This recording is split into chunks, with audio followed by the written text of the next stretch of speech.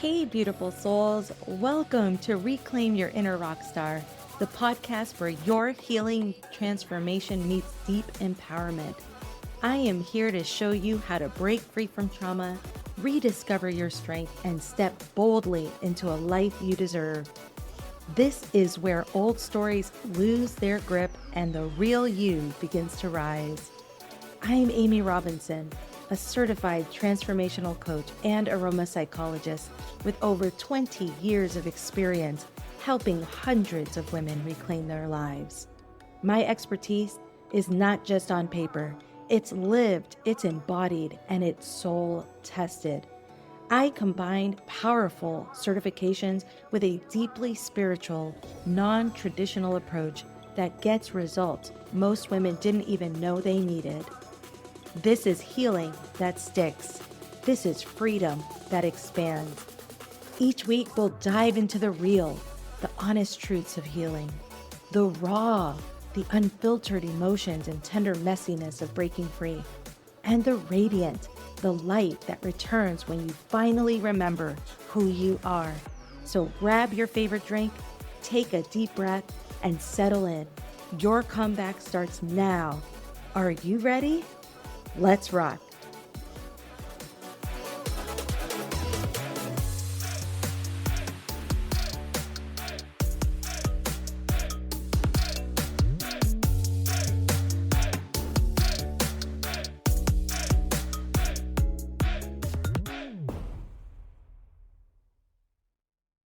I can't tell you how incredibly happy I am to be able to introduce myself to you, beautiful souls. I'm coming to you from a space of a journey that has empowered me and in turn has been able to empower others. This podcast is not about surface level healing or talking about things that everyone in general may want to talk about, but this podcast is introducing itself as a curtain opening up into a space that presents things raw, authentically, and real. And we're going to talk about things that hit deeply, things that we are subconsciously afraid to bring to the fore. And I can't tell you how excited I am to have that, to be able to have this opportunity, because this podcast is about real transformation in a way that is raw. And being in this industry as a coach for 5+ years, I'm not just a coach, I'm a woman who has walked through the fire figuratively and has come out wiser, stronger, and ready to help you do the same. So if you're tired of feeling stuck in anger, anxiety, or past wounds, then this space is going to be for you. Let me share with you a little bit about my story. My story started when I was just old enough to get the sense of my environment around me. And when I observed the world around me, there was so much going on in my inner child, my inner person. It was developing. And so much came my way that I didn't fully understand at the time. But when I became an adult, it became this obvious reflection of what it looked like to have conditioning, environmental conditioning, cultural conditioning, and values presented to me.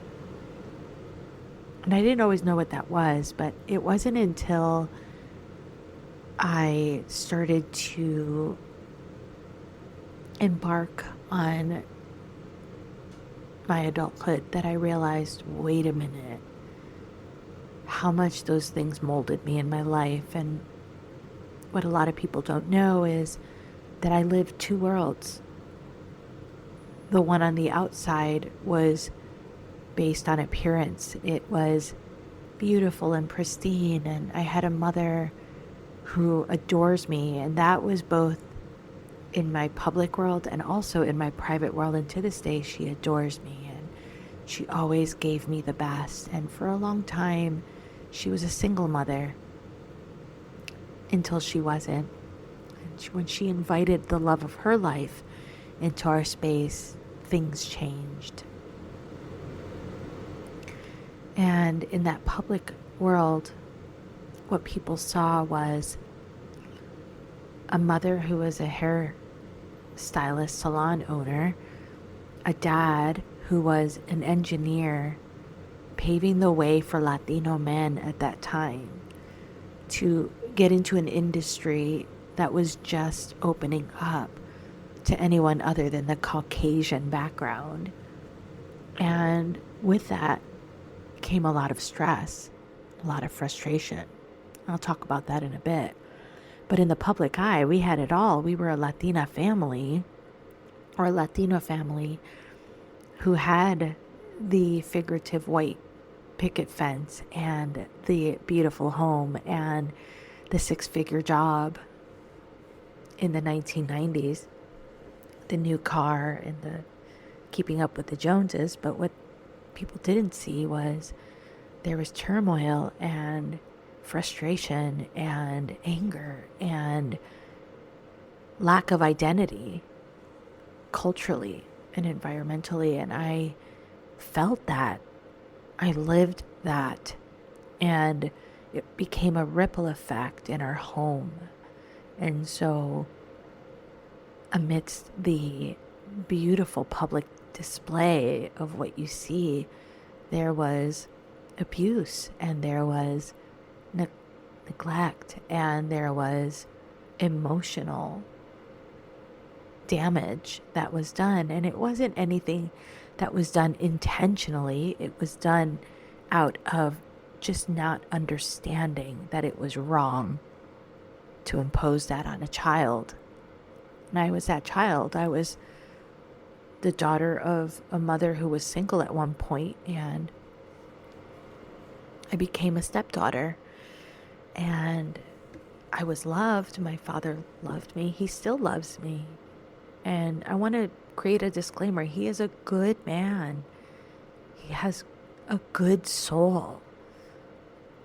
But it was going to be years before I figured that out. Because when I was growing up, I didn't see that side. I didn't understand that the pressure that was going on around him was going to come into the home. He always provided for us. We had everything we needed. When my mother married him, she was at his side, and she was to this day, she's an entrepreneur. She was an incredibly powerful woman. She was working, and I was with my grandmother, and I was being raised with my grandmother. And my father was also ambitious, and so there was that pull. And so getting back to that, as I was growing up, around the age of, I would say 11 or 12, is when I really started to become aware of the abuse and what that abuse looked like. And it created such friction in our home because my mother wasn't fully aware. And it was a secret between my dad and I. And it was a secret that I refused to keep So I would speak about it. I spoke about it to my aunts and my grandmother and my family and my friends. And at that time, instead of support, I got, let's brush this under the rug. Every family has their problem. Every family has their thing. So be a good family member and carry that with you. And don't ruffle feathers. Well, okay. I took that, and eventually what happened was that my feathers started falling off, and all of that hurt and pain and damage that was being done started coming to the fore even more, and it came out in my actions and my behavior. So what did that mean? Well, the abuse that I was receiving became abuse that I inflicted on myself as I started growing older. So that started with smoking at 14, losing my virginity at 13, promiscuity, and wanting to feel loved, true love. I searched for true love, and it wasn't. It was always outright just outside of my grasp. And as I got older, I tried my best to be that good girl, but it wasn't working for me because I was carrying this heavy, heavy weight that I would later recognize as trauma. And by the age of 18, I snapped. I lost myself and became angry with the world. And up until then, I could refer it to a volcano that was showing its signs of eruption. There were incidences that happened between the age of 12 and between the age of 12 and 18 that, looking back, were massive telltale signs that something wasn't right. Yet there was no communication on this. So I was being asked to stay quiet when everything inside me wanted to burst forth. And so that's what happened. I went to college and lost myself, and the abuse that I was receiving privately at home became the abuse that I inflicted on myself outside of the home. And by that point, my father and I fought regularly. My mother felt so broken because she thought, here's this woman wanting to keep our family together and keep our family appearance looking a certain way, and I was not allowing that. It was something that disturbed her peace, that her daughter was so disruptive. And my little brother, which I failed to tell you, but I had a little brother, 7 years younger, was such a good little boy. And he was my father's golden child because he is my father's flesh and blood. I wasn't. So my story is a bit of a Cinderella story in a way. And in that, you might hear this and say, oh, here she is. Woe is her. Woe is Amy. Yet in reality, if you lived my life, that identity crisis was severe and it was damaging. And any survivor of trauma, complex, chronic trauma, would understand that the raw, unfiltered version of her existence or his existence was that time when it all started to come to a head. And that happened to me in college. it came to a head. But before that, there was a particular summer where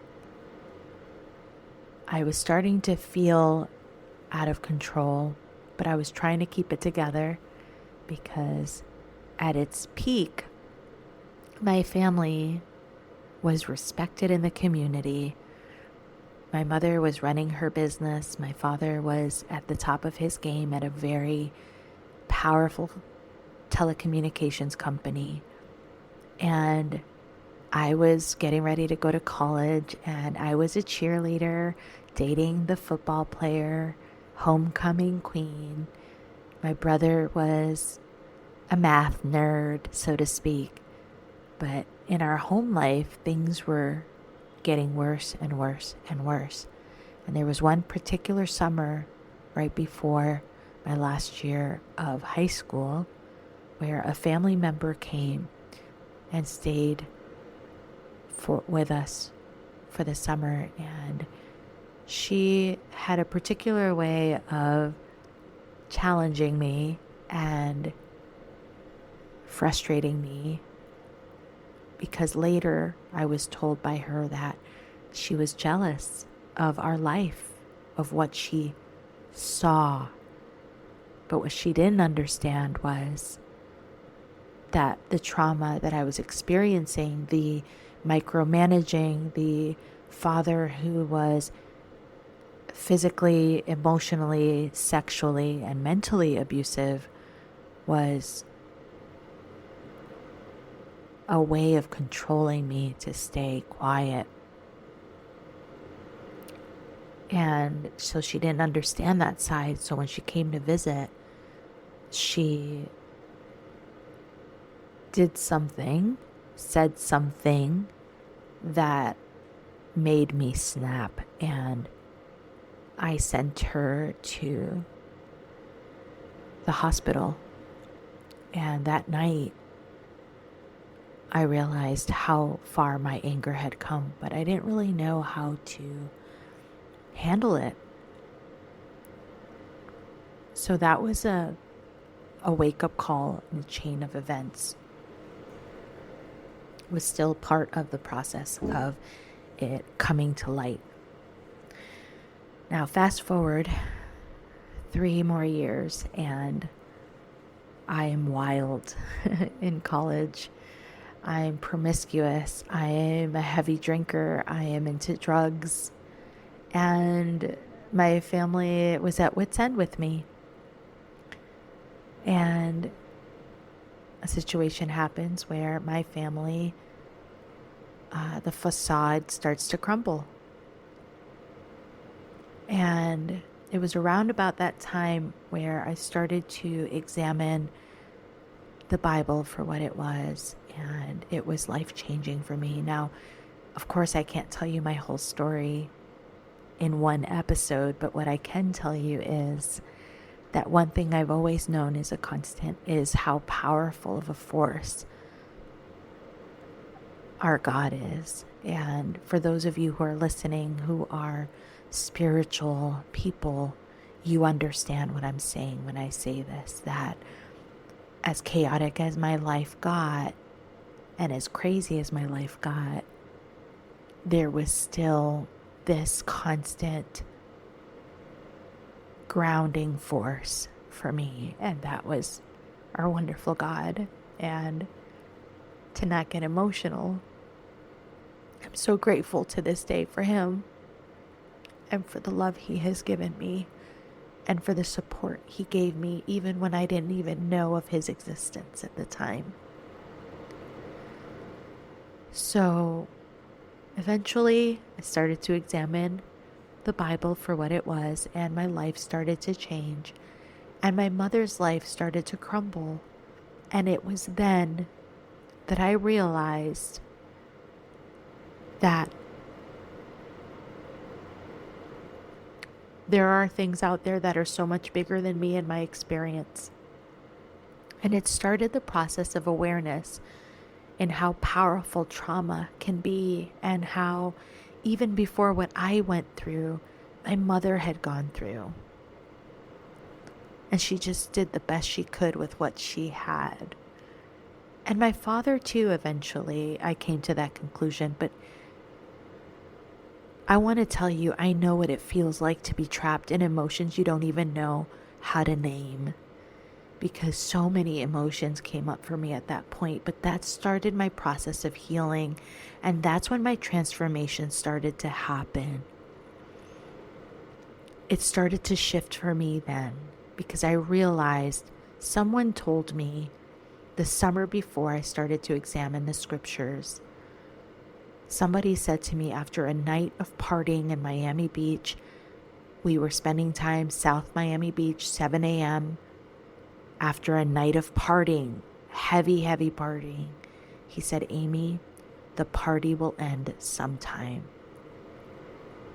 And that's when I knew something's got to change. And that's when I started my healing journey. And it was incredible. There is nothing like the feeling of understanding that when you give your emotions space, when you start to understand where you come from, what that does to affect your life, and how that molds you, and how you can transform those into breakthroughs. And that brings you to the moment where you can transform. That is powerful. It's incredibly powerful. So you beautiful soul,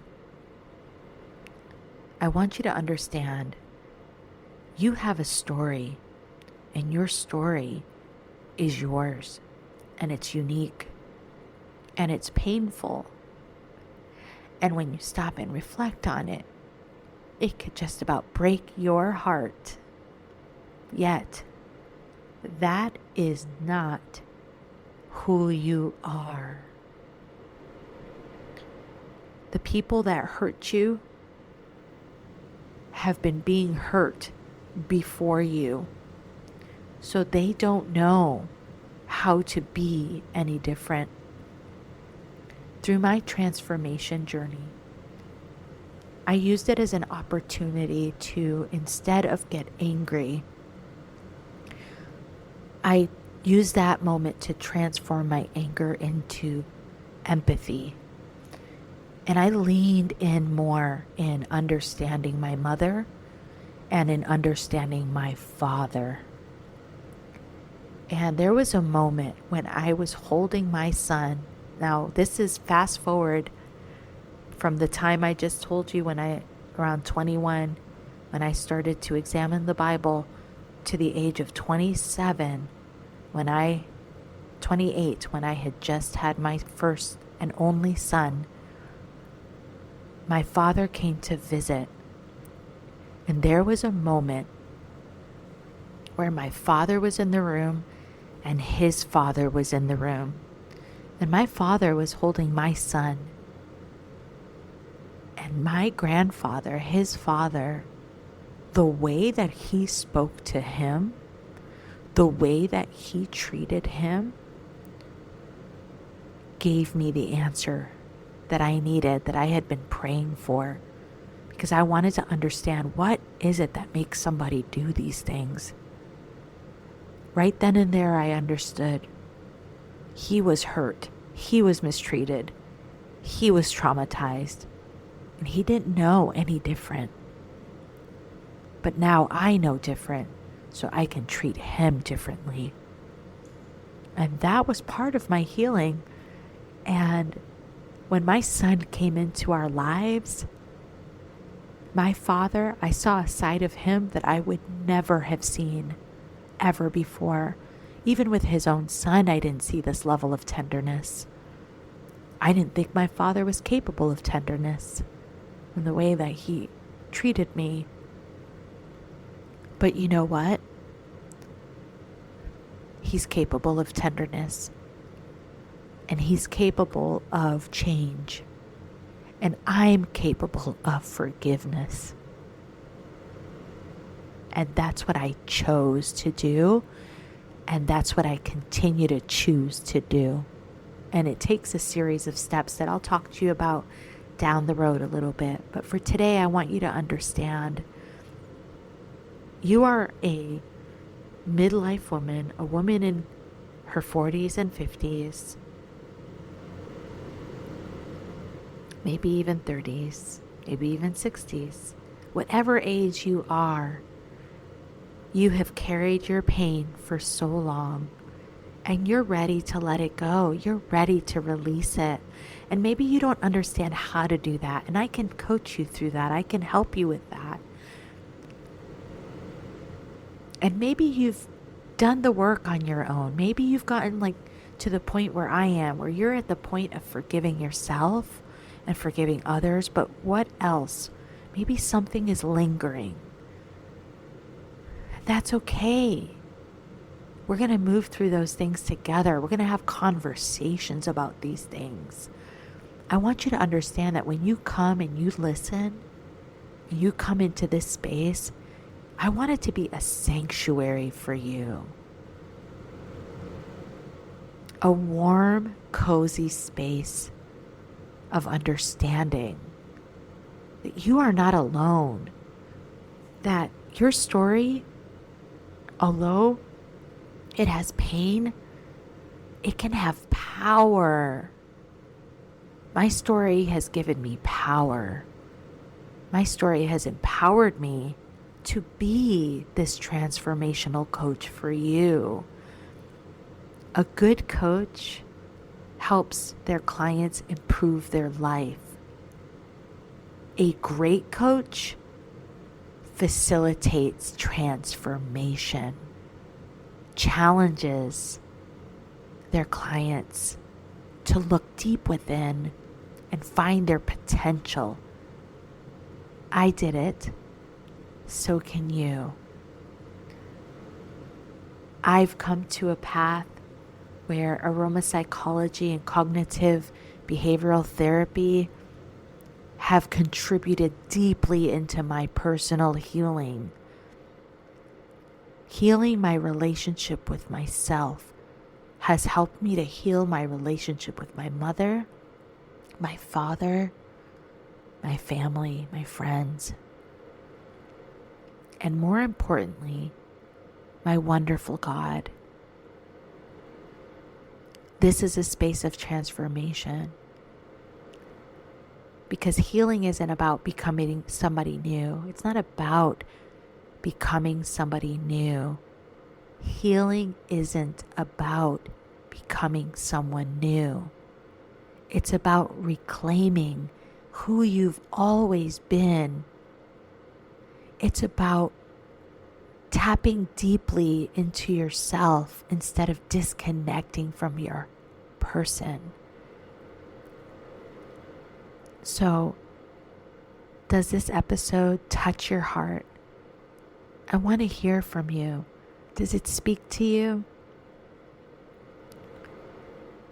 I am so looking forward to being the support system that you've been looking for, praying for, and searching for. I'm here for you, beautiful soul, every step of the way.